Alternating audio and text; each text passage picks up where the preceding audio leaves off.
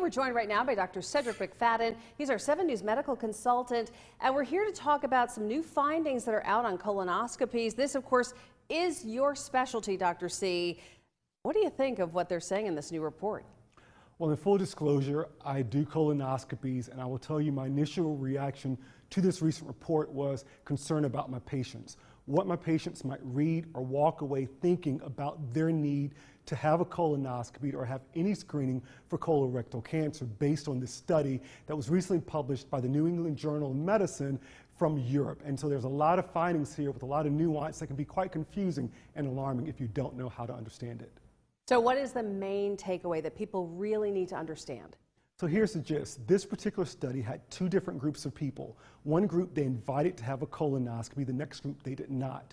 When they compared the 2, they saw that the people that were invited to have a colonoscopy had an 18% reduction in risk of colorectal cancer with no difference in their risk of death. Now, this is where the problem is that in this particular study, only 42%, less than half of the people that were invited to have that colonoscopy actually had it. And when they did see that there was a 50% lower risk of death, 30% risk of colorectal cancer diagnosis. But here's the key. Colonoscopies only work unless you do them, not only if you're just invited or recommended to have one. And that's one of the big takeaways. It actually does work when you have the test done. So what do you think in terms of the findings and how that informs the use of colonoscopies as a cancer screening? Well, what we want patients to remember is that this is still the gold standard for colorectal cancer screening. This testing still should begin at the age of 45 or sooner if you have certain risk factors that you should talk with your doctor about. But ultimately, patients need to remember that regardless of this one finding that you may see on social media or on the news, you can still be protected and preventing colorectal cancer with a colonoscopy.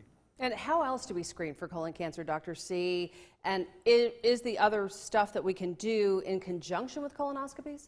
Correct. So there are many other ways in which we screen for colorectal cancer, and if any of those other tests are positive, like the Cologuard testing or the flexible sigmoidoscopy or any other the stool-based test, they'd still come back to a colonoscopy. So if those tests are positive, you still get a colonoscopy, but ultimately, I still believe that some tests is better than none. Ultimately, we want patients to get the testing to prevent colorectal cancer.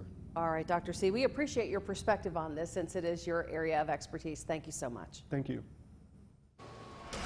You can never start too early, and we are kicking off our Season of Hope, collecting new gifts for kids this upcoming holiday season. I'll explain how you can give up next.